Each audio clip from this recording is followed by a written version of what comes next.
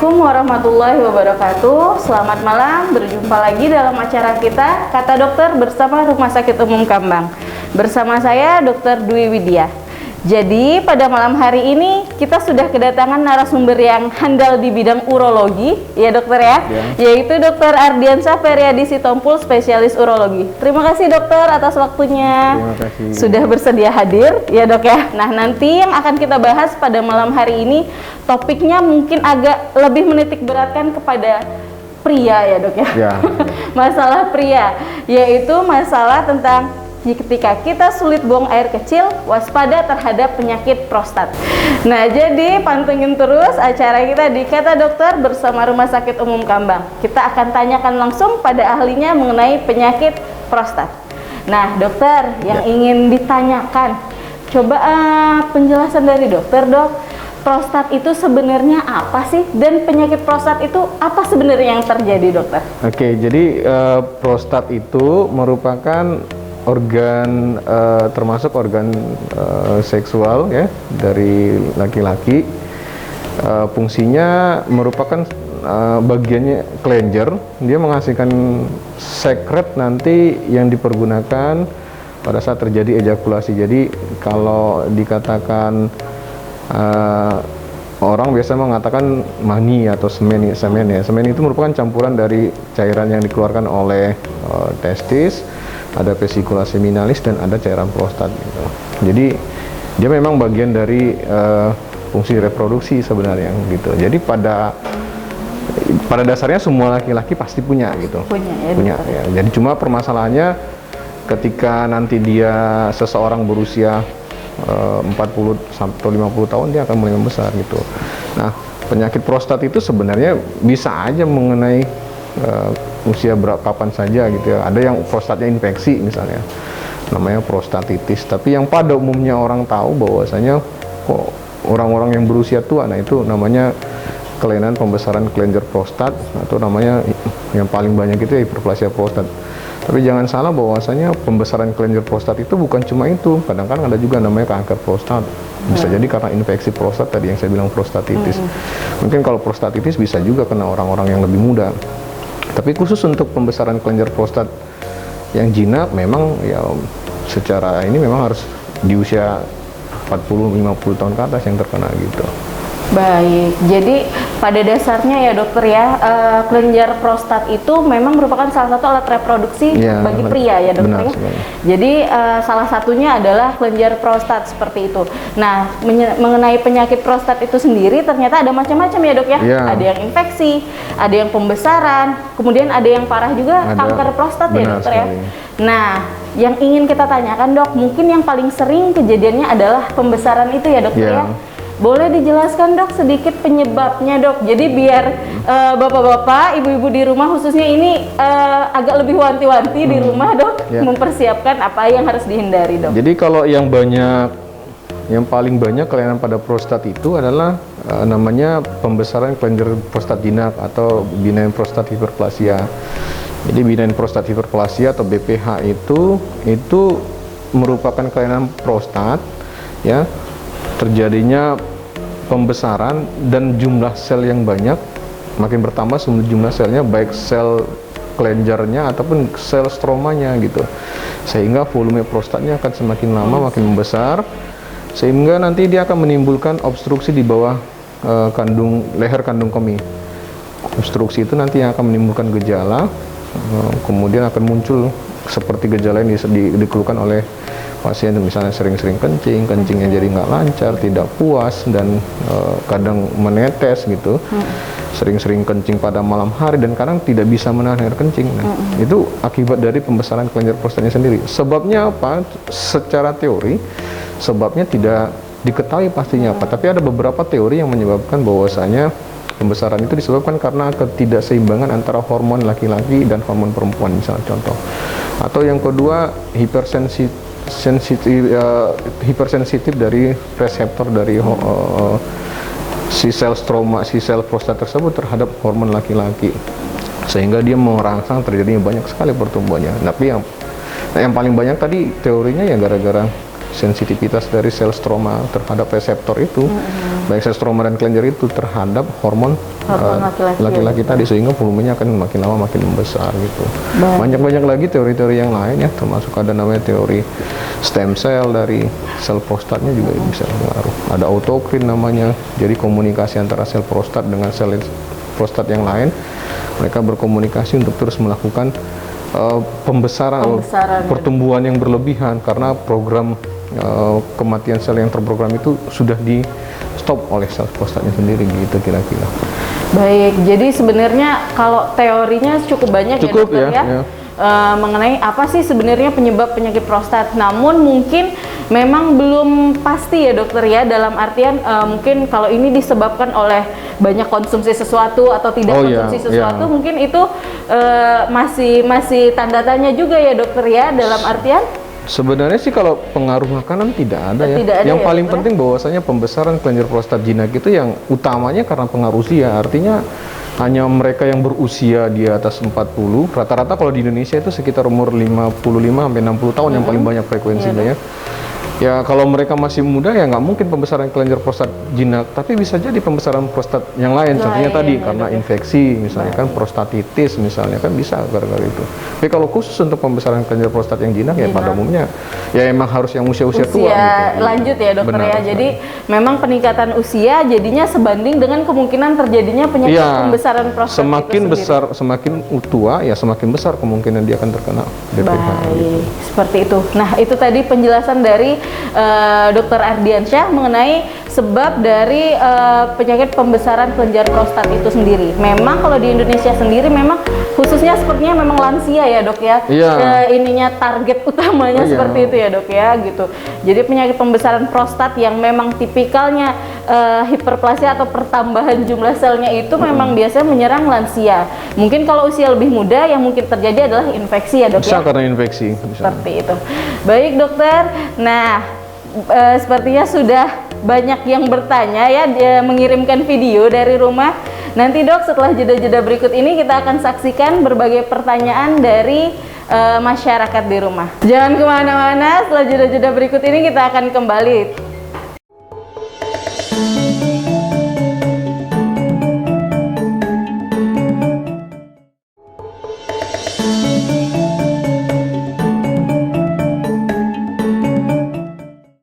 Baik, kembali lagi dalam acara Kata Dokter bersama Rumah Sakit Umum Kambang dengan narasumber kita pada malam hari ini yaitu Dr. Ardiansyah Periadi Sitompul, spesialis urologi. Nah dok, kita balik lagi dok.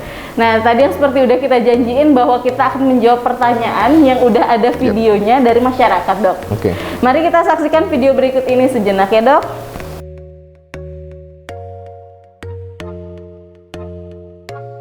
Baik, jadi pertanyaannya tadi dok mengenai topik kita pada malam hari ini ya.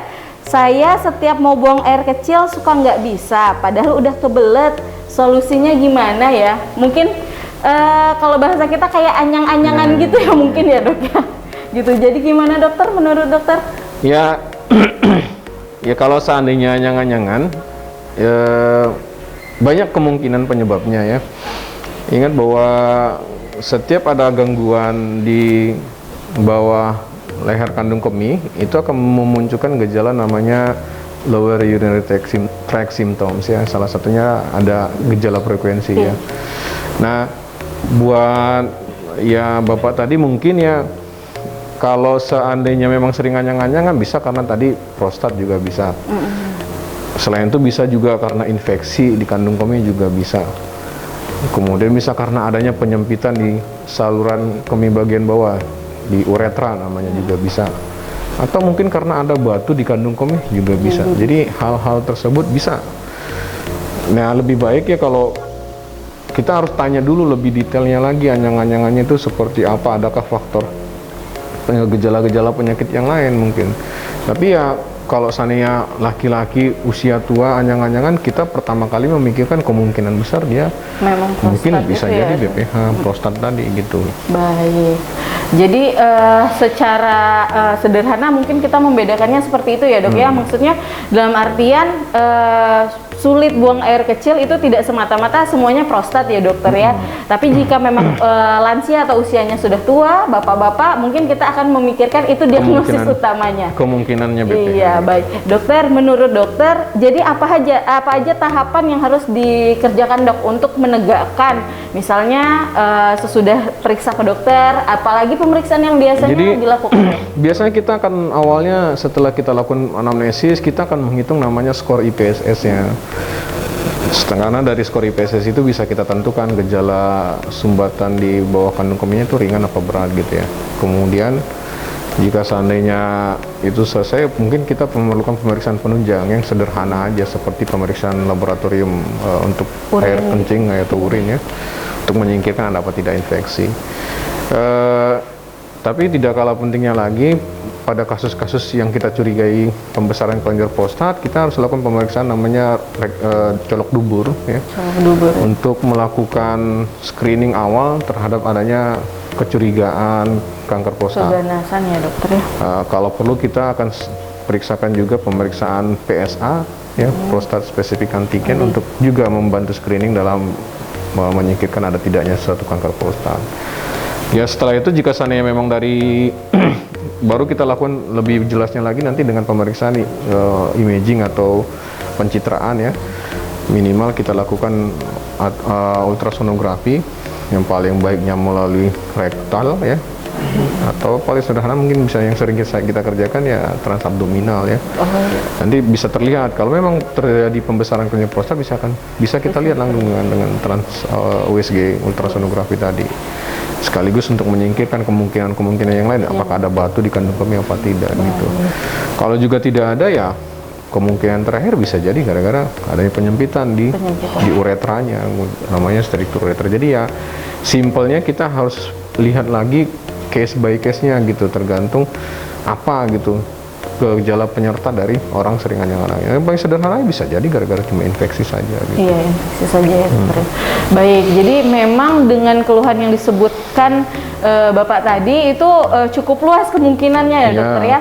Jadi sebagai dokter sendiri itu memang harus dilakukan pemeriksaan mulai dari menanyakan keluhannya, pemeriksaan fisik ya dokter ya, seperti colok dubur tadi, ataupun pemeriksaan penunjang lainnya hingga ke USG sendiri ya dokter ya. Jadi tidak semata-mata langsung tegak diagnosisnya gitu ya dokter ya. Banyak kemungkinannya kemungkinannya. Baik dokter, ini ada video berikutnya pertanyaannya dok. Mari kita saksikan video berikut.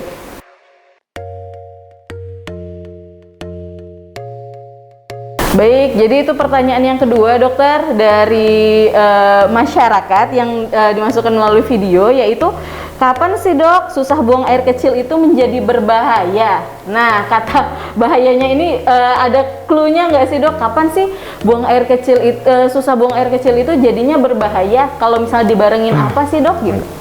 Nah, berbahaya apa tidak tentu kalau seandainya jika seseorang sampai sama sekali tidak keluar kencingnya gitu, atau kencingnya sedikit, hanya 1 tetes 2 tetes saja, tapi rasa pengen kencing yang hebat cuma yang keluar 1-2 tetes saja, atau pengen kencing sama sekali tidak keluar sampai perutnya membesar, nah itu mungkin saya rasa itu berbahaya. Dalam bahasa kedokteran namanya retensi urin, atau sama sekali tidak bisa keluar lagi kencingnya. Itu sudah termasuk bahaya. Kalau kondisinya begitu ya harus segera, kalau datang ke rawat instalasi gawat darurat ya, mungkin akan dilakukan pemasangan kateter urin berarti untuk melakukan pertolongan pertama terhadap kasus seperti itu. Saya rasa sih itu kalau seandainya sering-sering atau mungkin sering-sering kencing disertai kencingnya berdarah, sulit kencing katanya. Sulit kencingnya itu disertai dengan kencing yang berdarah, kadang-kadang ada bekuan-bekuan darah yang kayaknya seperti agar-agar begitu. Saya rasa itu juga berbahaya. Kalau begitu juga harus segera ke instansi gawat darurat untuk dilakukan pertolongan begitu. Jadi yang dikatakan berbahaya itu dok, jika memang kalau yang pertama tadi mungkin dari volumenya ya dokter ya, memang volumenya hanya sedikit atau nyaris tidak keluar urin sama sekali ya dokter ya, atau bahasa medisnya kita kenal dengan retensi urin atau tertahannya urin seperti itu ya dokter ya. Nah kalau memang ada gejala seperti itu, memang sebaiknya kita bawa ke instalasi gawat darurat rumah sakit ya dok ya, agar bisa dikeluarkan melalui kateter urin, atau juga misalnya ada urin yang keluar namun dibarengi dengan pembekuan darah tadi ya dokter ya. Nah, jadi itu merupakan salah satu tanda bahwa ada bahaya di jalur urinarianya ataupun jalur saluran kemihnya ya dokter ya? Sehingga dia bahayanya kalau sama sekali nggak bisa keluar sama sekali, itu yang ditakutkan itu aja. Baik. Nah dokter, masalah prostat tadi dok, yang ingin ditanyakan. Jadi secara medis, terapi ataupun tata laksana yang sebaiknya dilakukan itu seperti apa sih dok biasanya dok? Oke, jadi ketika kita selesai melakukan pemeriksaan ya, kemudian kita dapat datanya, nanti kita akan melihat jika seandainya tidak ada tanda-tanda indikasi untuk dilakukan operasi, ya jangan takut, tidak perlu harus selalu dioperasi kalau pasien pembesaran prostat jinak ya. Nanti kita akan memberikan pengobatan berdasarkan nanti ada namanya skor IPSS tadi. Dari skor IPSS itu nanti bisa kita kategorikan seseorang dengan pembesaran kelenjar prostat jinak itu dia kategori ringan, sedang, atau berat. Nah, jika seandainya kategorinya ringan, skor IPSS-nya biasanya IPSS-nya kurang dari 7, ya tidak perlu pengobatan medikamentosa ya atau obat khusus untuk itu. Cukup diberikan terapi konseling aja ya. Kita ajarkan pasiennya bagaimana caranya untuk menghindari makanan, minuman yang bisa mencetus atau memperbanyak seseorang jadi pengen kencing terus. Contohnya minuman kopi misalnya kan, mungkin alkohol, atau mungkin ya minuman yang bersoda, mungkin itu akan kita suruh kita stop. Baik. Ya. Dan yang paling penting lagi ya, karena pada pasien prostat ini orang sudah semakin sering kencing ya, kita batasi penggunaan cairan gitu ya. Artinya minumnya kita anjurkan biasa-biasa saja gitu, karena kadang orang mengatakan kalau sering kencingnya tidak lancar, kemungkinan itu batu malah dianjurkan sering-sering kencing ya, makin gejalanya jadi makin berat jadinya. Tapi pada kondisi jika skor IPSS-nya sudah sedang atau bahkan berat, mungkin akan kita mulai pengobatan ya.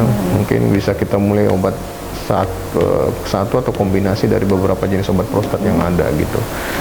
Kalau seandainya dengan pengobatan, setelah itu kita evaluasi lagi. Jika dengan pengobatan tidak ada perubahan, mungkin jalan terakhir kita anjurkan untuk melakukan tindakan operasi. Operasi. Ya.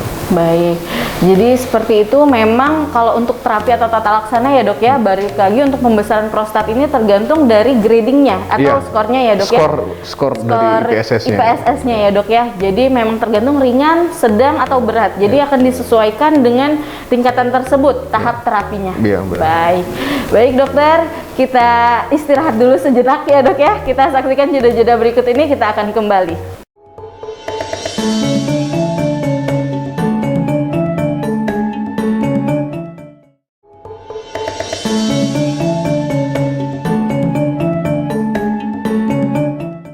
Baik, kembali lagi dalam acara Kata Dokter bersama Rumah Sakit Umum Kambang dengan narasumber kita pada malam hari ini yaitu Dr. Ardiansyah Periadi Sitompul, spesialis urologi. Yang tadi sudah banyak dibahas ya dok ya mengenai pembesaran prostat sekaligus penyebabnya maupun gejala hingga penata laksanaan secara medisnya seperti apa. Nah, alangkah baiknya jika sekarang kita dengar nih dari narasumber kita mengenai kesimpulan kita pada malam hari ini dan bagaimana sih tips-tipsnya agar bapak-bapak di rumah itu bisa mengurangi resiko terkena prostat itu sendiri, gimana dok? Jadi prostat merupakan bagian organ tubuh manusia normal ya, yang karena pertambahan usia dia akan mulai mengalami pembesaran ya. Biasanya di atas umur 40 tahun sudah mulai ada gejala, rata-rata sekitar umur 55 sampai 60 tahun.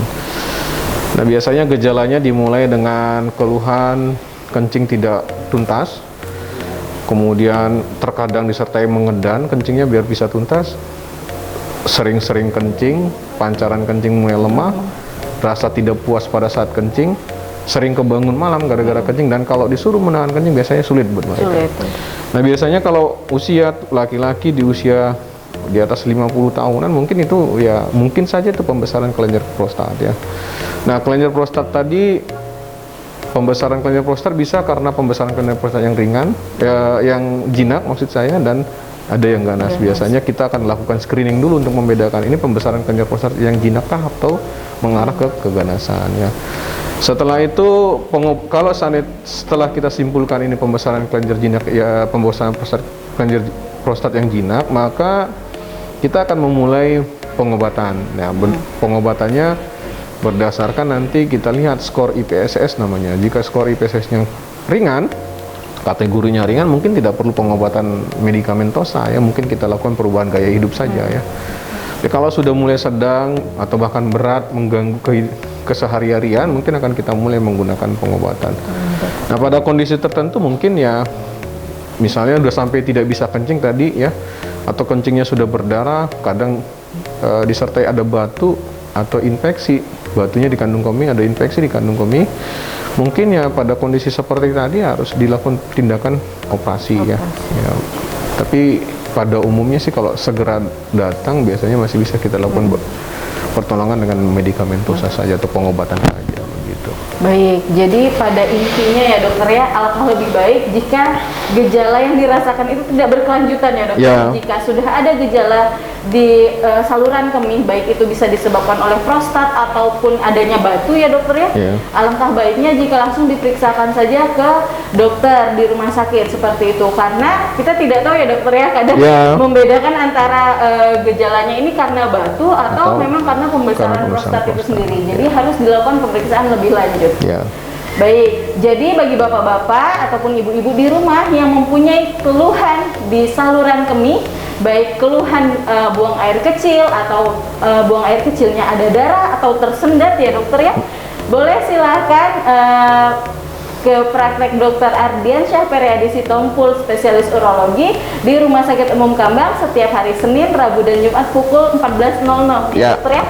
Nah, jadi untuk mendapatkan pelayanan langsung dari dokter ya dok ya, untuk dilakukan pemeriksaan secara langsung agar lebih detail mengenai diagnosisnya dan terapinya seperti apa berikutnya. Baik, jadi acara kita pada malam hari ini sudah selesai ya dokter ya. Yang kita bahas mengenai sulit buang air kecil, waspada bahwa itu adalah gejala pembesaran kelenjar prostat itu sendiri. Ya dokter ya. Terima kasih dokter Ardian. Terima kasih juga. Dok. Ya. Sangat bermanfaat sekali. Baik, kita akan bertemu di acara-acara berikutnya bersama narasumber yang handal lainnya. Baik, kita sampai jumpa lagi dalam acara Kata Dokter bersama Rumah Sakit Umum Kambang minggu depan. Terima kasih. Wassalamualaikum warahmatullahi wabarakatuh. Waalaikumsalam.